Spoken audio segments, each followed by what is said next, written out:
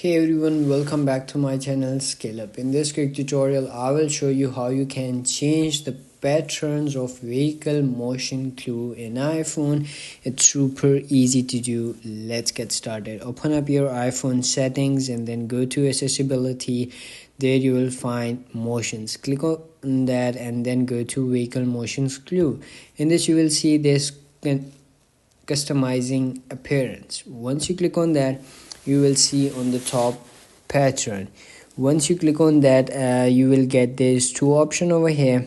Once you click on this on the top regular option, it's gonna be change your pattern place over here or like that. Or once you click on dynamic, you can change all their size or like that place over here. So that's it.